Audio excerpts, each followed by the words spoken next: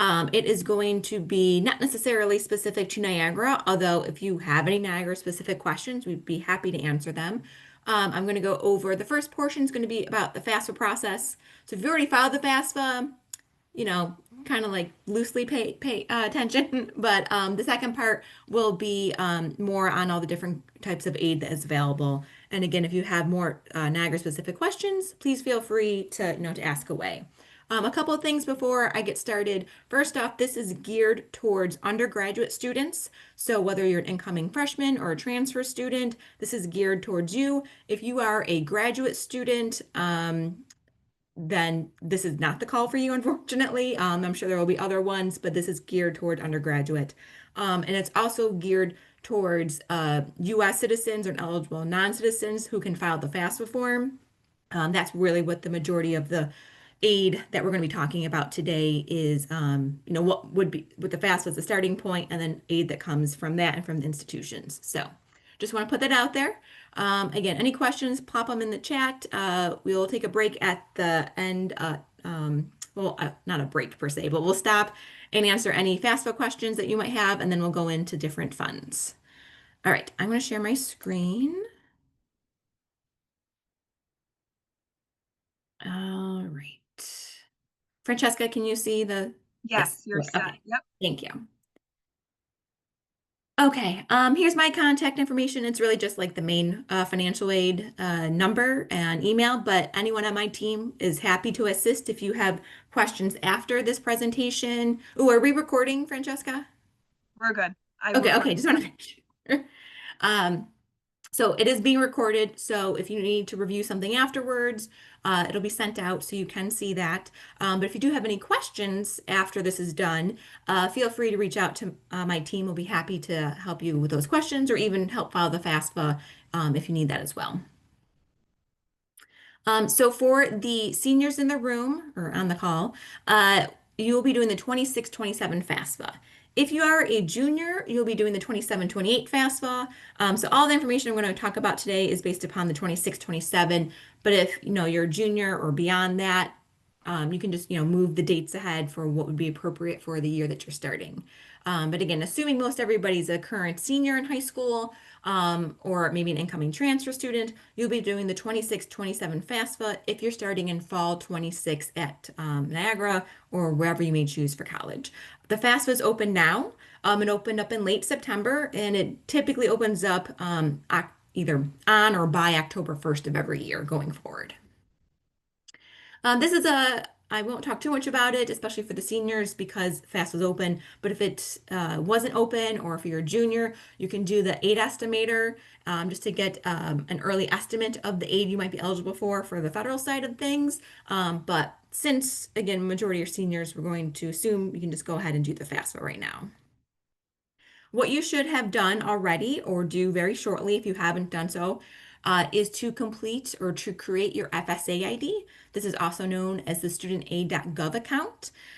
This is really the first step in the process of getting the aid. Now, we used to recommend, and I still do, to complete this about 3 to 4 days prior to doing the FAFSA. They have changed it this year so that you are supposed to be able to do it, right before you do the FAFSA, and it should be verified instantaneously.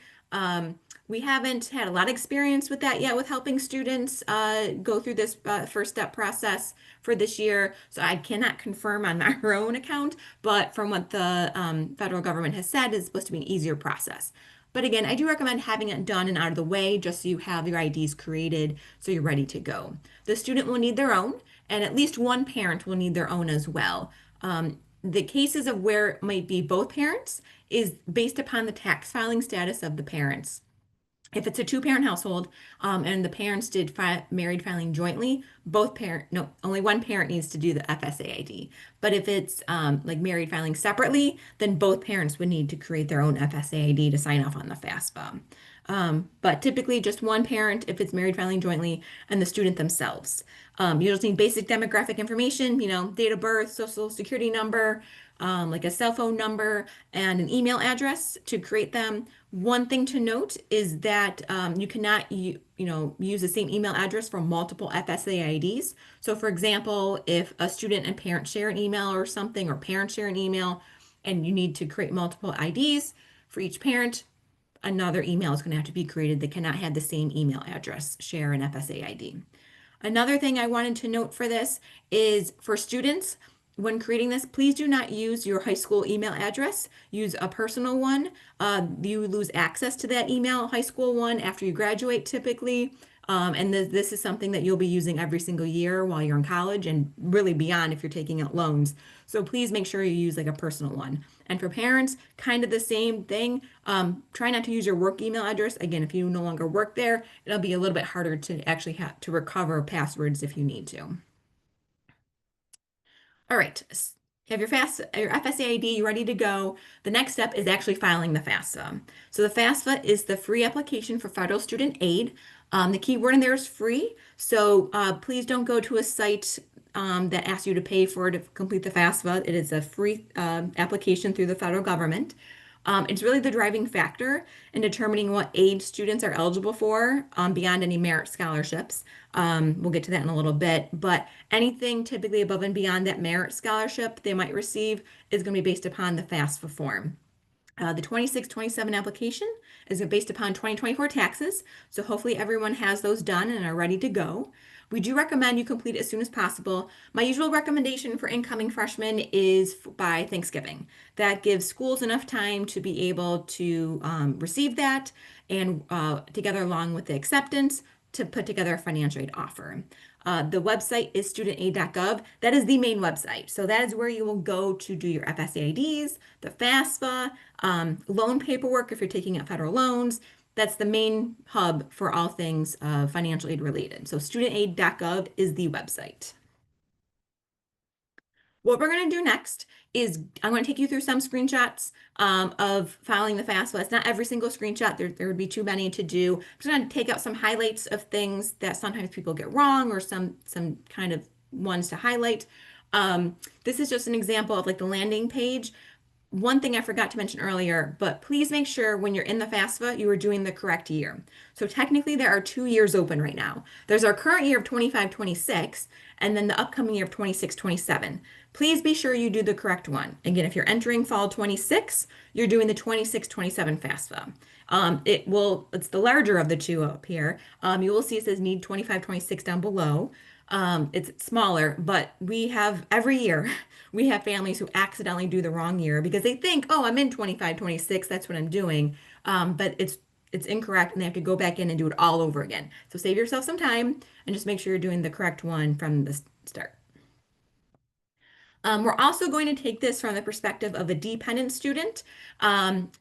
Most cases, students coming out of high school are going to be considered dependent, meaning that they have to provide parental information. There are some cases where students would be considered independent. That's cases of if the student is homeless, if they're in legal guardianship, if they're a veteran, if they're married. I mean, most of these things would not typically apply for someone coming out of high school, but it could, more so maybe the legal guardianship. If that's the case, the student would just fill out their information and it would be considered independent. Most times they'll have to provide some type of additional documentation to the schools just to confirm that. But we're going off the assumption that the student is dependent and go from that point of view. We are going to have the student start the FAFSA first. Technically, the parent can start it and then invite the student, but in past years, it has seemed to go much more smoothly when the student starts it and then invites the parents. I don't know if that'll be the case this year, if it's maybe any better if the parents start it, but it has been a little bit wonky in those cases. So we always recommend that the student starts it and then invites the parents. So that's how we're going to go through this example. The student would just log in with their FSA ID that they previously created or create one here, but again, we recommend having it done earlier. They would say that they are the student who's starting the FAFSA. It's their FAFSA that they would start with that. And then it just takes them to identity information. It's just confirming what they previously put in for the FSAID. So if they just completed it like a week or so, I'm assuming the information's still accurate. But if it's been a little bit, maybe they created their FSAID last year, or parents, if you're in viewing your identity information, perhaps it is, maybe you moved or something. So just to make sure that the information is still correct. All right, the next piece is the consent and approval. So the student is going to provide their consent and then sign on and move on to the next piece. It's really important that everyone who's going to be on the FAFSA does give their consent. Technically, what you're giving consent for is for the information that's on file with the IRS for taxes to be transferred into the FAFSA form. However, even if you didn't file taxes in that specific year, you still need to give consent. If consent is not given by the student or by the parent, it's not considered a valid FAFSA, and the student would not be eligible for any type of federal funding. It will take them through a wizard to determine whether or not they're independent or dependent. Again, we're going with the dependent point of view for this presentation. One thing I wanted to point out that has tripped up some families and students in the past is this question here. After it gets through like the questionnaire to determine whether you're dependent or independent, it's going to say, okay, you're dependent. Are the parents refusing to provide parental information? It defaults to no, that the parents are not refusing. And it should stay on no unless it's a very extreme, rare circumstance that the parents are refusing to provide their information, because if that's the case, the only thing the student would be eligible for is a direct unsubsidized loan. No Pell, no subsidized loan, no federal work study, none of that, just an unsubsidized loan. So this should only be marked yes in a very extreme circumstance. So they leave it as no. And then they're going to go through a parent wizard to determine which parent needs to be, or parents need to be reported on the FAFSA. So if it's a case of both bio parents are married and are living together, both of their information is going on the FAFSA. When it gets a little more tricky is when it's a divorce or separated situation. So that's what I'm going to go over now. In those cases, if it's a divorce or separation, you're going to answer the questions about the parent that provided the most amount of support during the previous 12 months. And if that parent happens to be remarried to someone else, then step parents' information also goes on to the FAFSA. There is, if you want to kind of do ahead of time, that link right there. If you also just go to studentaid.gov and search parents, you can kind of do the wizard ahead of time before you even get into the FAFSA to kind of know which parent information you're going to need. If for some reason it's equal support during the previous 12 months with both parent, you then go to whichever parent has the greatest amount of income and assets. And some things, if you want to help in deciding which is more than 50%, things that would count as support would be like child support paid. That counts as support. If the parent received any federal or state benefits on behalf of the student, that counts. And if the child is on one health insurance over the other, that would count as support as well. So it's kind of up to you as a family to sit down and figure that out. But those are some examples of how to help determine that. And one other screen just to kind of go over, just again, going which parent needs to be reported. If it's never married, divorced, or separated, it's whichever parent provided more than 50% of their support. Unmarried and living together, or married and living together, then both parents' information goes on there. They're remarried, parent who provides more than 50% is remarried, then step parents' information goes on, and widowed would only be the surviving parent, of course. So after they get through the parent section and determining that, it's going to ask the student some information about their taxes, if they filed. If they didn't file, of course, you would answer those questions accordingly. In this case, they're going to say that they filed and they did single, and the income earned from work, and go through there. Now, if they already gave consent, the prior screen, which they would have in order to get to this section, and if they had taxes on file, that information most likely is already kind of pulled in behind the scenes. They can't even see that. It'll say it was transferred over. So they might not have to answer all these questions, maybe just one or two additional questions based upon their taxes, but the majority of it should be transferred over from the IRS if they gave consent and if they could find a tax return on file for that year. I do still recommend having copies for both student or parent if they file taxes. have copies with you when you file the FAFSA, just in case there's additional questions that you might have to answer directly from that. That's maybe something didn't transfer over properly. After the income, it's going to go to the assets. Now, parents, you will also be asked about assets, but the students would be asked about this first. So unlike the taxes, which are based upon 2024, the assets are going to be as of the day you're filing the FAFSA. And assets would include like cash, savings, and checking accounts, again, as of the day you're filing, net worth of investments, including real estate, and then if they net worth of business and farms. Now, most times, a lot of high school students don't have anything or very little, so you would just kind of report, if it's zero, you report zero. This really comes into play more so on the parents' end. Now, the next few slides are going to talk about in detail what assets are and what they are not. It's very wordy, so please don't freak out. It's literally just the help text from when you're in the FAFSA, you kind of hover over it, but it is very wordy, so I apologize for that. Um, it is talks about what, how to determine the net worth, what that means, what investments include. It does include real estate, but not the house you live in. That does not get counted. But if you have like a rental property or maybe a second home or something, that would include, you'd have to determine the net worth. Um, Trust funds, UGMA, money market funds, mutual funds, CDs, stocks, bonds, those types of things would be considered investments, and you'd have to determine that net worth. They also include 529 plans. There's a few caveats with the 529 plans, though, or other education benefits. One is that you only report it if it's the student is the owner or the parent is the owner of the 529. And in those cases, if the student is the owner or the parent is the owner, it goes under parent assets, not student assets. Also, if you have multiple children who have, multiple 529s, you're only reporting the amount for the student whose FAFSA you're working on. You're not reporting everybody's, just the students whose FAFSA you're completing at that time. And also, if someone else is the owner, like a grandparent or aunt or uncle, it does not get reported on the FAFSA. Only if the student or the parent is the owner, and then it goes under parent assets. Some things that investments are not, and you would not include, again, the house you live in, you're not including that. Life insurance, ABLE accounts, 401, like retirement accounts, 401k, pensions, those things are not reported as investments, so you would exclude those.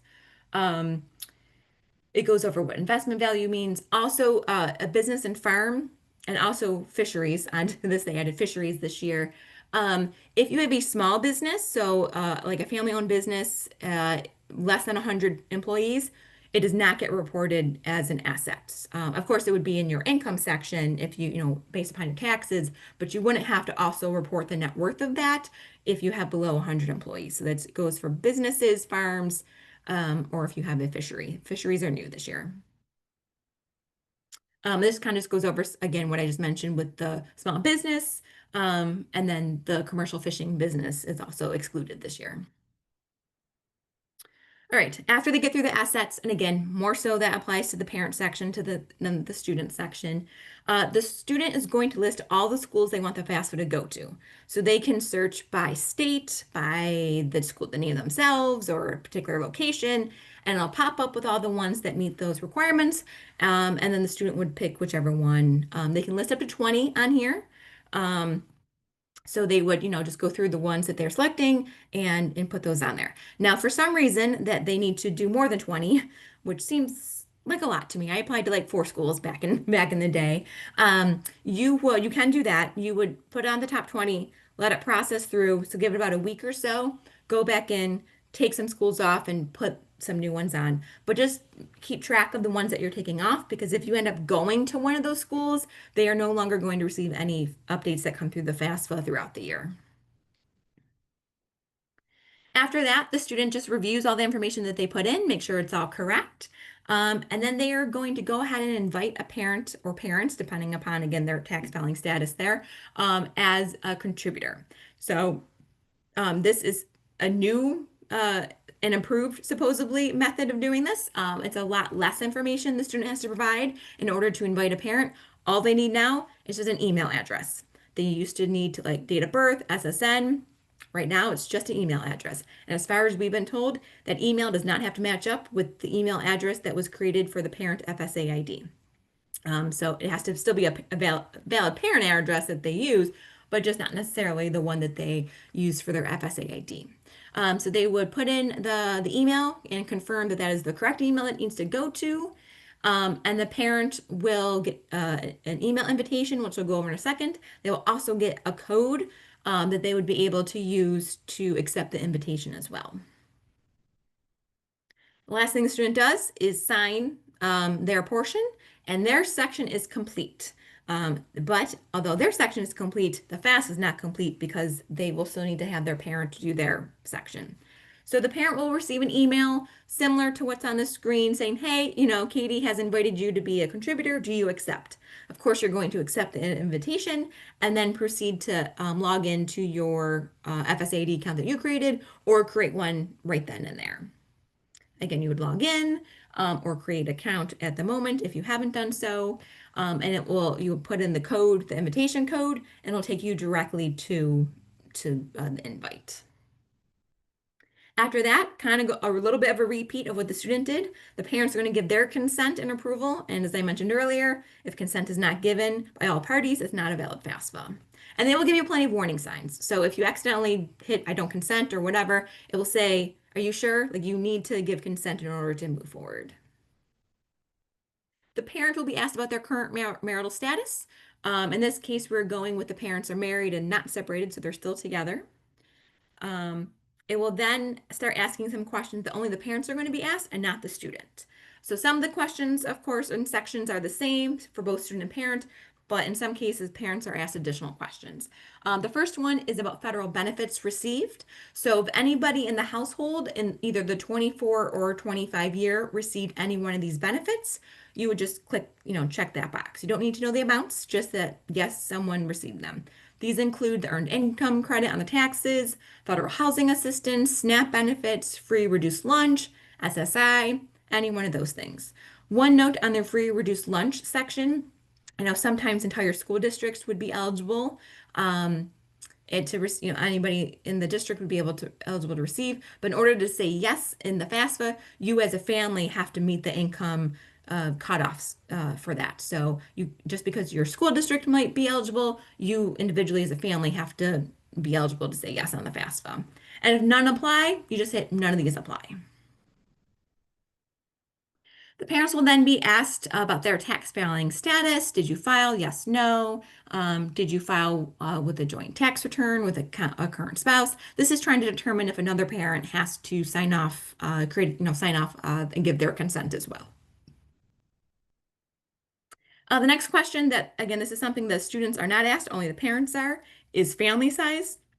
It's really important to review this section because the FAFSA on your behalf is trying to determine what your family size is based upon your taxes. So if you file taxes between the student and parent, it's going to take the number of tax exemptions and assume that is what your family size is. So just double check it. In this case, they're saying 5. If that's not actually accurate, you can make any adjustments down below. The next one is number in college. Again, students are not asked this, only the parents. It will say, besides parents, is there anybody else in the household besides the student who will be enrolled in college for the upcoming year? This is not, again, if the parents themselves are in college, can't count that. But if it's the student and then any other siblings or any other dependents, you would put that in here. One thing, unfortunately, is that although they still ask the question, it's no longer used in the calculation of determining the student aid index or the SAI, which we'll get to in a little bit. So regardless of how many students you have in college at the same time, the information on the formula is going to be the same for each student. However, they still ask the question, so individual schools can decide if they want to take that piece of information into consideration when developing their own financial aid packages, maybe for their institutional funding. So they still ask it, but unfortunately has no effect on the calculations that they use.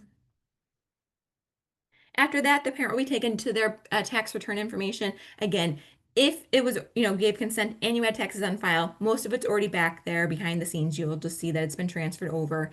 But if not, if you have to do it manually for some reason, you'll have to fill in all these sections. So again, it's a good idea to just have a copy of your taxes when you're filling out the FAFSA. Parents will be then be taken to the asset questions, which is mostly the same things that the students were asked. There is one added question in here, and this is annual child support received. There's another little caveat with this because unlike the other assets, which are based upon the day they're doing the FAFSA, the annual child support received is going to be based upon the most recently completed calendar year. So that is going to be based upon when you file the FAFSA. If you do the FAFSA between now and the end of December, it's going to be 2024 information you're using. If you wait until January, February, March to do the FAFSA, which I don't recommend, but if you wait that long, it's 2025 is the most recently completed calendar year. I don't know why they did that, but they did. So I don't know if that helps anybody in any manner. We typically don't recommend waiting until that long to file the FAFSA, and maybe it doesn't make a difference, but if it's a huge difference, I just wanted to point that out. One of the last things that they'll be asked is if there is another parent in the household, they just want to know the date of birth of that parent. So just make sure that you're inputting that for the spouse or if it's a unmarried but living together. And that's really the only other thing that they will ask for the other parent. After that, that parent signs it and hits submit, and then it'll start being processed. The student will receive an email saying, hey, congratulations, your parent has, or contributor has signed off on the FAFSA. It's now being processed. And once it is processed, the student will receive another email and they'll be able to go into their studentaid.gov's account that they created, and they'll be able to see an overview. So one page is kind of going to get like a summary of the information they put in, not the income information unless you manually put it in. Otherwise, it'll just say that it's been transferred. But all the other stuff they can double check. It will also give an estimate of the federal aid they might be eligible for. This is just an estimate. It will go over like Pell, direct loans, maybe work study, but it's really not official until each school starts working on that financial aid offer and sending those out. It's just an estimate of the federal. It has nothing to do with any state aid or institutional aid, just the potential federal money that might be available. They will also get their student aid index, the SAI. This is that number that I mentioned earlier that's kind of calculated using the formula. In this case, you will see it's a negative 1,500. That's the lowest it can go. It can be a negative now. Really, what that means is it's an indicator of potential Pell Grant eligibility. So, for example, a negative 1,500 to a zero SAI means that the student is eligible for the maximum Pell Grant amount for the year, which is currently scheduled to be like 7,395 for the year.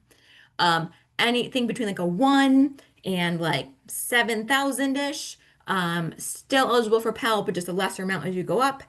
And then anywhere between like 7,000, like 14,700 might be eligible for Pell, but probably the minimum amount like 740. Anything above that 14,700 not eligible for the Pell Grant. So that's kind of what that SAI is an indicator of. And then it's also used in the need calculation, which we'll get to in the next portion. The other thing that they can do or can see is a comparison of all the schools that they listed on the FAFSA. So again, you can list up to 20 and it will give you the retention rates, default rates, graduation rates, transfer rates, median debt, average annual cost. So all the information that we have to report up to the government every single year, they will show that to the students for all the schools that they listed on their FAFSA. After the FAFSA submission, it takes about 3 to 5 business days to process. Sometimes it's less than that. It can maybe take a couple days. I will say if you do it on a Thursday or Friday, they don't process on the weekend. So it might be early into the next week when schools start to receive your FAFSA results. And then after that, schools will start working on financial aid offers, putting those together. You'll see a range of when those go out. Some schools can be really early and send them out in November, and some don't send until April. It really depends upon the school. Here at Niagara, we start sending ours out that first week of January, right when we get back from the Christmas break. So that's, again, every school is a little bit different in how they send those out. Also, schools are different in the manner in which they send them out. So in Niagara, we send out a hard copy in the mail and also electronic email as well to your portal or to log into your portal. Some schools are solely email. So you really need to be making sure that you're checking whatever email you signed up with whether typically with your admissions application, so that you are receiving any correspondence that does come through. One other thing before we get into some questions is the CSS profile. This might be an additional piece you have to do on top of the FAFSA. Here at Niagara, we do not require the CSS profile. We don't look at it for aid purposes, but some schools do. Typically, these are the more highly selective schools that need the CSS profile to determine what institutional aid they might be giving in addition to the FAFSA. Unlike the FAFSA, which is free, you do have to pay for the CSS profile for like each school that you wanted to go to, and it asks a lot more detailed questions as compared to the FAFSA. This one did open up on October 1st, so it is open if you do need to complete that for any schools that you're applying to. All right, any questions? And I'm going to stop sharing for a second. And let me look to see if there's any questions about the FAFSA. I did answer one of them while you were talking. It was Okay. just in regards to they received their, so if you received an acceptance letter already and see your merit scholarship, that's just, and only that, that's just because that's the only thing that you should be receiving right now. That's through the admissions office. Everything else that you kind of listed, including Eagle experience and other, and the TAP and other qualifying scholarships that you might qualify for, will be in that financial aid offer that she was explaining, Yes. Katie was explaining. Yeah, so typically schools will send out just within your acceptance, just whatever merit scholarship you're eligible for. Any other aid will be based upon mostly the FAFSA, maybe like a visit scholarship or housing grant, whatever, will be in your full financial aid package that comes later. What is usually the cutoff for aid SAI? Well, it depends. So for the Pell Grant, as I said, maximum Pell is anywhere between a 0 to negative 1500 SAI. And then it can decrease up to like the cutoff for Pell's like 14,700 as an SAI, but that's only for Pell. So other aid, whether it's loans or work study, or institutional grants and scholarships based upon the FAFSA, is going to be based upon each school, whether you're living on campus or off. So there's not an exact cutoff per se, unless you're talking about the Pell Grant specifically. So the answer is it depends upon what kind of aid you're looking at for that. And I'm going to get into some more of that in the next section. You're welcome. You're in Ontario. Yes. So as I mentioned at the beginning, this is really just for U.S. students or U.S. citizens or eligible non-citizens, like a permanent resident. If you're not a dual citizen, for Canadian students, it would be like your merit scholarship and maybe the Eagle, if you, at least for Niagara, if you visit. And then you can also, they have OSAP. And, we're at Niagara, we are an OSAP sort of, an OSAP institution. We do fill out that paperwork. If you're looking at going somewhere else, you'd have to check in to see if they take OSAP. And if you're going to Vaughan, unfortunately, that has nothing to do with this presentation. That is solely for in Canada, and you would work with the campus up there. Oh, that's okay. You can work with the campus up there for the Vaughan because they would do the OSAP through Vaughan. Okay. Keep putting the questions in. I'm going to go on to the next section, and then we'll do some more questions after that. Okay, I'm going to share again. Nope. There we go.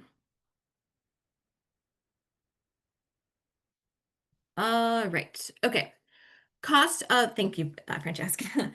So the next thing I want to go into is when you start receiving those financial aid offers, whether in the mail or through your portal, you're going to see a lot of different terms and acronyms. We use lots of acronyms in financial aid. So I wanted to go over some of them just so you're kind of prepared for what we might see. So the first one is the cost of attendance or the COA. Think of this as a budget. Each based upon which school you go to, you're going to have a different budget. It's comprised of direct cost and indirect cost. So direct costs are those things that you are charged directly on your bill. Tuition, fees, food and housing if you're living on campus, otherwise known as room and board, maybe books and supplies depending upon the school. So you're going to see those charges on your bill. The other part is indirect cost. So these are things that we know you'll encounter cost-wise throughout the 9-month academic year, but you're not going to see them on your bill. Transportation cost, personal cost, food and housing if you're commuting or living off campus, and books and supplies, again, depending upon the school. So those two things combine to create the cost of attendance. And again, each school is going to vary widely. Even within the school, commuting versus living on campus, very different cost. So very different budgets. This is important to keep in mind with if you are thinking of maybe going between living on campus or commuting if you're close enough to do that because your aid package can change because your costs are going to change. So just keep that in mind that if you were packaged as a resident student and you really want to be a commuter, you might not be able to keep all of that aid. And vice versa, if you're going from a commuter to a resident, maybe there's some additional funding that could be provided as well. Right, so you have your cost of attendance. That is the budget. Also, one thing to note by federal regulation, we are not allowed to offer aid above and beyond that cost of attendance amount. This typically comes into play when students and families are trying to get additional loans, like private loans or Parent Plus loans. There's a cap. We can't certify above and beyond that cost of attendance. Okay, so you have your cost of attendance. The next term or thing to note is the student aid index, the SAI. This is the number that's derived from the information you put in on your FAFSA. It is the parent information and the student information. Again, that'll tell you Pell Grant eligibility, but also it, tells schools how they can package you. It does stay the same regardless of the college that you're going to. And this leads into financial need. So you're going to hear need-based aid, that term, a lot throughout this process, throughout the financial aid process. So how do we determine need? We take your cost of attendance, minus away your SAI, and yes, I know it can be negative, but to us, anything below a zero is a zero. And that remaining number is financial need. And that means schools can offer need-based funding up to that amount. So again, that really comes into play, when you're looking at different schools, or again, if you're thinking of living on campus or commuting, your need could be different at each school and depending upon your housing status. A lot of the funding through the federal government is based upon having that financial need criteria, which we'll get to in a little bit. But schools can also offer aid as well based upon having the financial need component. So the types of financial aid you'll see in your financial aid offers, there's four main categories. There's the scholarships and the grants, free money, we always like those, take those of course, and then loans and employment, which is what we would consider self-help aid. So scholarships, those are more along the lines of the merit scholarship kind. So you've done something, whether it's in high school or maybe you're an athlete or you did an audition for theater, you did something to receive that, and it has nothing to do with your financial need level. So whether you make $10,000 or $1,000,000, you would be eligible for that scholarship. The next one is grants. These are more along the lines of having that need-based component, whether it's based upon an income cutoff or the need calculation we talked about earlier as well. Again, the first grants and scholarships don't have to pay those back. The next two things, as I said earlier, we call it self-help. So one would be loans, whether it's federal loans in the student's name or a private loan or a Parent Plus loan. Just by the act of filing the FAFSA, that is the application for all federal assistance, including loans. You don't have to take the loans if you don't want to, but they would be listed in the student's aid offer and into those categories. And of course, loans have to be paid back after graduation or after the student stops attending.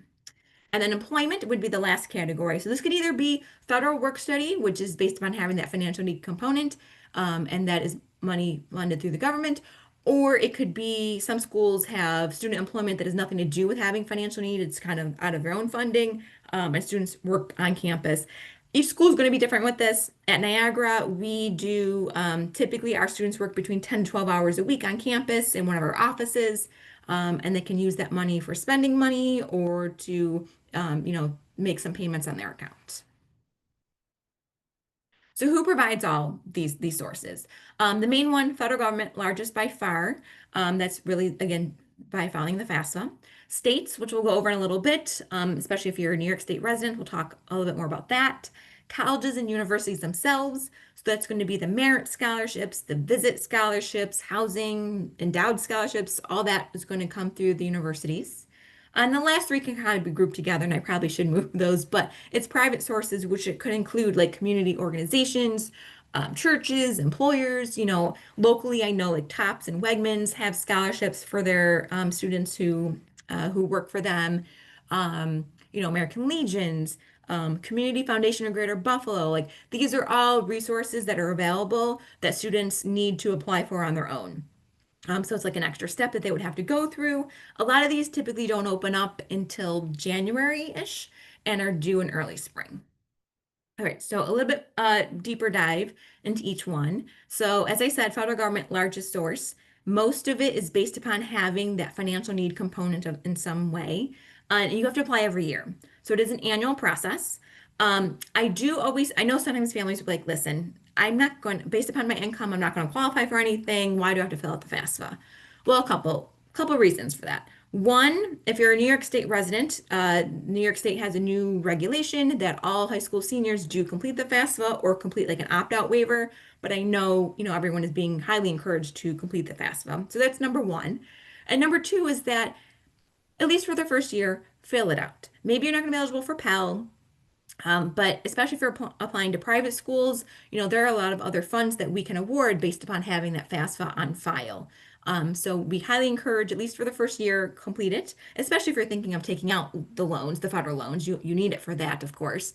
If after that first year, you're like, listen, all I got was my merit, that's not based upon having the FAFSA done, I don't want to take out the loans, I didn't get anything else, then you don't have to file the FAFSA moving forward. But we always recommend at least for that first year. Some of the common federal aid programs you will see, Pell Grant, probably the most well-known program that is talked about based upon the FAFSA. There's the Teach Grant if they're thinking of going into the education field. There's additional forms you have to fill out for that. It can turn into a loan if you don't meet the requirements post-graduation, but it's something to think about if you want to go into that field. The Opportunity Grant, I want to make a few notes on this. So unlike the Pell Grant, where if you're eligible for it, you get it regardless of how many other people are also eligible for it. The Opportunity Grant is a little different. So first off, you have to be Pell Grant eligible to be eligible for the Opportunity Grant. But each school is only given a small bucket of funding for this. So even though you might technically be eligible, it may or may not be in your financial aid offer. And unfortunately, it's also this particular fund is up for it to be cut completely from the higher education budget. So it's kind of a TBD. So it might be going away completely. So it may not even be in anybody's package the first go around. Schools, I think, are waiting to see what the outcome is going to be. Federal work study is, as I mentioned earlier, you work on campus typically. It's funded through the government. You do have to have that financial need component in order to be eligible for the federal work study program. And then the last two are loans. So there's the subsidized and unsubsidized. These are going to be loans in the student's name based upon filing of the FAFSA. The subsidized, the difference between them, the subsidized based upon having that financial need component. And the government does pay the interest on this while they're in school. The unsubsidized, you don't have to have financial need for it, but the government does not pay the interest, so it is accruing while they are in school. Now, there are annual limits for these loans and aggregate limits. The annual limit for a freshman student, first year student, is going to be $5,500. So that could be a combination of sub and unsub. So for example, 3,500 sub and 2,000 unsub, or maybe all unsub if there's no financial need in that calculation. They have to pay it back after graduation. Usually there's like a 6-month grace period, and then there's like a 10-year repayment period after that. Then there's the PLUS loan. This is a federal loan, but it's going to be in the parent's name. So parents would apply using the FSAAD that they have, that they created to sign off on the FAFSA. They would use this to apply for the Parent Plus loan. It's relatively easy to get as far as you'll find out within 5 minutes. The school finds out the next day. But it's based pretty much on having a decent credit score and not having any like bankruptcies or anything. One thing that some parents like about this is that if you do apply and get denied for the Parent Plus loan, the student automatically receives an additional $4,000 unsubsidized loan in their name. That's the only way the student can get above that $5,500 for their first year is if the parent applies for the Parent Plus and gets denied. Otherwise, if they get approved, the parent can decide to take out the loan or not if they don't want to, but they were trying to get denied. So that's some options to think about on the federal side for both the students and the parents. One thing also I should note about the PLUS loan that will be changing for upcoming 26, 27 is there will be caps now On the Parent Plus loan, I believe it's going to be 20,000 per year per student for the Parent Plus loan in order to take out. So keep that in mind. If you were trying to get above and beyond and go up to your cost of attendance, you'll be limited to 20,000 per year. All right, state aid programs. So I don't know if everyone on the call is from New York State. I think I saw some Pennsylvania folks on the who had signed up. So definitely check with your higher, your state departments to see if there's aid available for different state residents.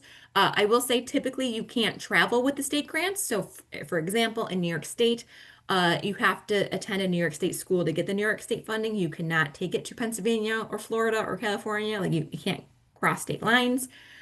Typically, this is the case with most other states as well.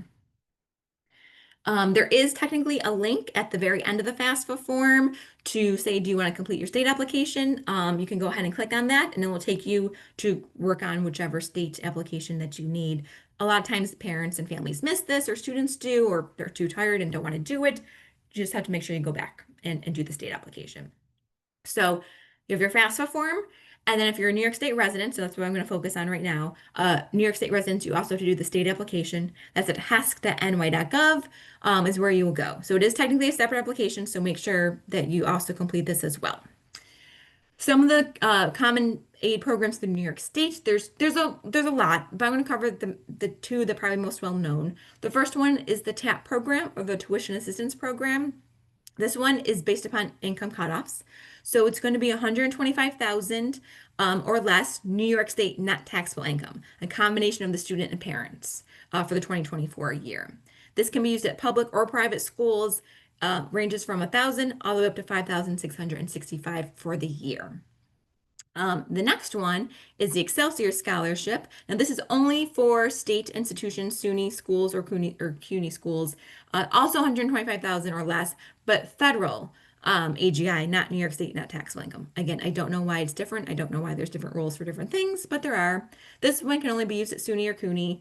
This one covers tuition expenses minus any other grant aid. So if you already have like full TAP and full Pell, you're probably already receiving full tuition and don't need to do the Excelsior, but it is an option if maybe you're closer to that 125 range.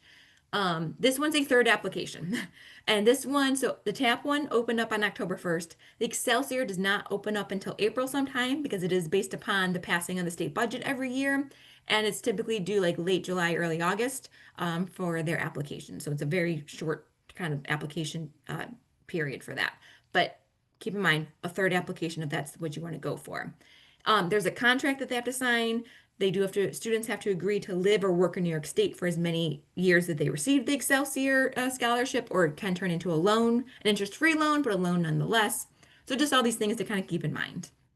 There's also STEM scholarships, academic scholarships, World Trade Center, other memorial scholarships. There's a lot of niche ones out there. So I highly recommend, if you are a New York State resident, just going to hask.ny.gov, not only to apply, but also to view what other smaller scholarships might be out there. Private sources, I kind of talked about this a little bit earlier, but anything that isn't federal, state, or institutions, it's on the student to go ahead and research those and seek those out.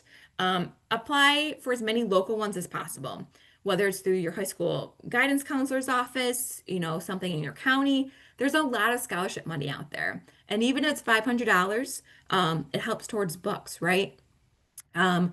We often have a lot of scholarships to give out and a very small portion of students who actually apply for them. So yes, you might have to write an essay. I know nobody wants to do any extra essays. I certainly didn't when I was in high school, but I didn't get any extra scholarships either. So being on the other side of it and seeing how much some students get, I mentioned the Community Foundation of Greater Buffalo earlier. They're a really great resource. Some of our students get like $6,000 from them each year. So it just depends. But again, try to find as many local ones to apply for as possible. One of the other private sources to mention on here is private lenders for student loans. So there was the PLUS loan, which I mentioned earlier, which would be in the parent's name. The private loans would be in the students' names typically, but they're going to need a cosigner. 99% of the time coming out of high school, students are going to need that cosigner. It doesn't have to be a parent. It typically is, but it doesn't have to be. But that is one other option. Sometimes our families will do maybe a combination of both. Maybe they'll put half of it on a plus loan and half of it on the student loan for the remaining balance. Because a lot of the private loan lenders have a co-sign or release option after so many on-time payments. So I know some families really enjoy that option. But it's kind of up to you as a family to figure out what works best. All right, a couple more things before we wrap up and take any other questions. Special conditions and appeals. When you're doing the FAFSA for the 26-27 year, you have to use 2024 tax information. If something has changed, so whether it's a reduction in income, a loss of a job completely, or divorce or separation, something that's not accurately reflected on the FAFSA, you can contact the schools, see what their process is. Just know you'll have to provide more documentation. So whether it's current pay stubs, 2025 taxes, divorce decrees, whatever it might be, um, the purpose of that would be so that financial aid counselors can change the information on the FAFSA to hopefully increase the amount of financial aid that the student is eligible for. So that's one option. Now, if you're applying to like 20 schools, maybe pick the top five because that's a lot of additional paperwork to go through for each school. Really focus on the ones that you're truly interested in going to. The next one's just a normal appeal. So nothing has changed. Income's the same, number of households the same, but you get that offer, you're reviewing it, and you're like, I just need, I don't know if we can do this. Is there anything else available? So, we would just consider that like a normal appeal. Now, I will say, unlike the professional judgment option number one, where schools have to at least consider it, look at it, some schools might not consider appeals. The more highly selective schools probably don't really care so much about granting appeals or even looking at them, might not even accept them. Locally here, Western New York, a lot of us, we look at appeals. It's just how it is these days, so we're used to it. Um, for Niagara specifically, you could contact your admissions counselor or our office in financial aid. We typically either want an email or a letter, whatever it may be, just kind of explaining the situation, what you're looking for, why you want to come to Niagara, those types of things. It doesn't have to be a novel, but it just has to kind of get your point across and what you might be looking for. The worst we can say is no. So it doesn't hurt if you're trying to look to kind of bridge that gap a little bit. And the last thing, I can either, I'll send this over to admissions. Hopefully they can get this out when they send the recording out, or you can contact me. We can send you a copy of it. You don't have to use this exactly, but use something similar, whether it's an Excel sheet or a Google sheet, whatever. Really, when you get those offers in the mail, really break it down to see what each is going to cost you as a family. For each school. So you can kind of get an apples to apples comparison. One, this will help you as a family make a good financial decision for the next, 2, 4, 6 years, wherever you might be going for whatever degree you might want. But it can also help in the appeal process. So what you're going to do is, okay, which school, school A, what are their charges? What are their fees? Am I in a program that has additional program fees? For example, at Niagara, our nursing, our business, our theater, our CIS, they all have additional program fees. Got to add that in. Am I living on campus or am I commuting? If I'm living on campus, am I in a single room? Like that typically has an extra charge. You really got to take all those things into consideration. What grants was I offered? What was I merit scholarship? Any other federal or state or institutional aid? Am I taking my loans? Was I offered work study? Like really break it down to see what it's going to be so you know what the remaining balance is. And the reason I say this can help in the appeal process is one, typically when we get appeals, you're comparing one school to another school, which is fine. But just know we will most likely also ask to see a copy of that offer from another school. And the reason most times is so that we can see what this breakdown is because we have had, it happens every year, someone will say, hey, school B gave me $40,000. You only gave me 30. Can I have $10,000 more?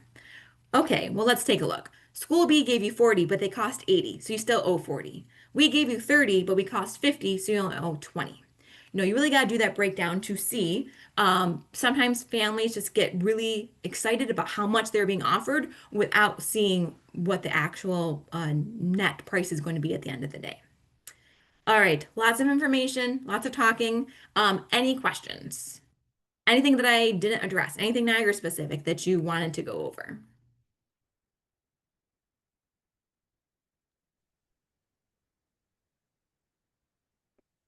Or stunned silence? I was gonna say, I haven't seen any questions in the chat. But also just I'll throw out there too, use your admissions counselors as a great resource too, and we can help connect you with financial aid or obviously reach out directly to financial aid, but we are very happy to help throughout this process. I see Let's something see. in Can there. all students do a work program with Niagara? So we do have a limited number of work study positions available. And as I said earlier, the work study ones are based upon having that financial need component. Um, and we also, there are non-work study jobs on campus that you don't have to have any, has nothing to do with financial need. So I wouldn't say all students can do a work program, but the opportunity is there if they are interested. There are wait lists for the work study program if it's not originally offered in your package and if you have financial need.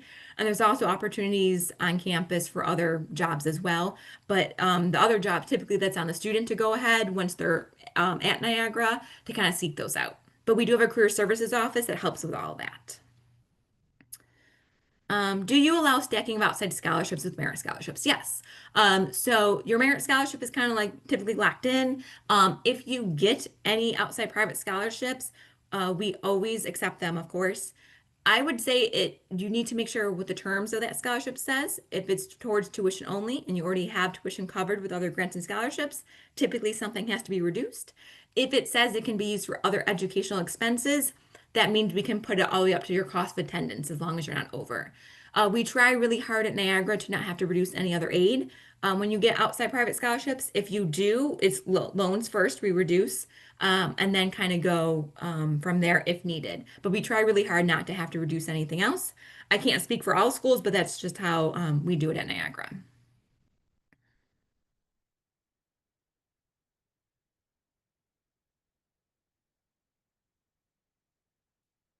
Any other questions? Please feel free to put them in there. We'll stay for a few more. Oh, can you save overages of outside said, oh, typically no. So like if you're saying, you like, I don't know if you're talking about like an outside private scholarship specifically, um, or just aid in general. We do have to refund. If you have extra money on your account, we do have to refund it to you. So once you get that check, if you want to use that to save it away and use it for the next semester or next year, you can. But we do have to issue you a refund if you're due an account. We can't roll it over from year to year.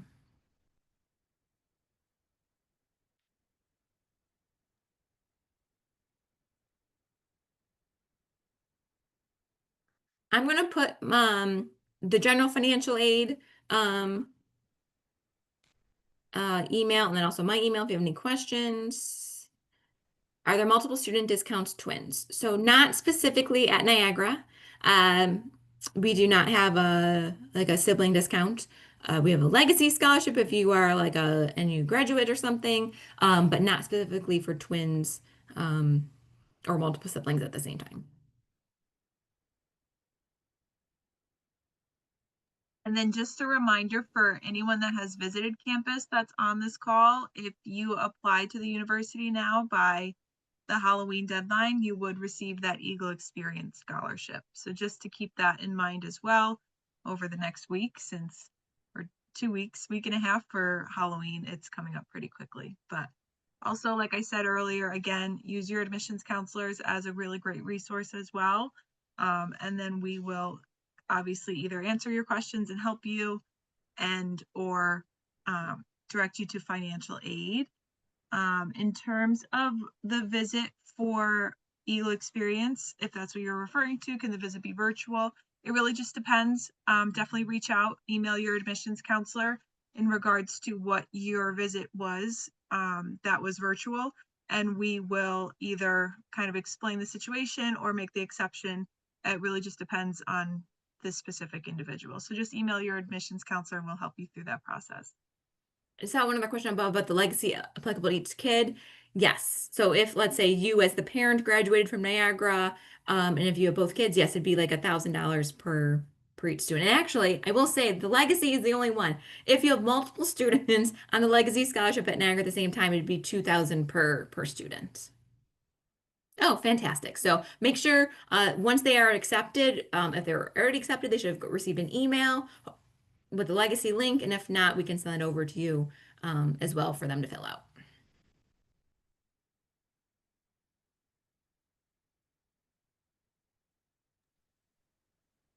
All right. Perfect. Well, I hope everyone found at least one nugget of good information in the presentation tonight. If you do think of any questions down the road, please let us know. Feel free to reach out. We'd be happy to help with any FAFSA questions. Or once you get your financial aid offers, again, that won't be until January, but when you do, we'd be happy to meet with you at that time as well. Just wanted to say thank you. Very helpful. Oh, you're Of welcome. course. Awesome. And this is recorded, so you'll get a recording if any other questions come up. But thanks so much for joining us tonight.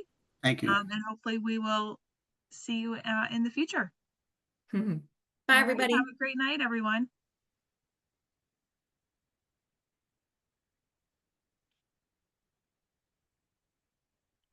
Thanks, Francesca.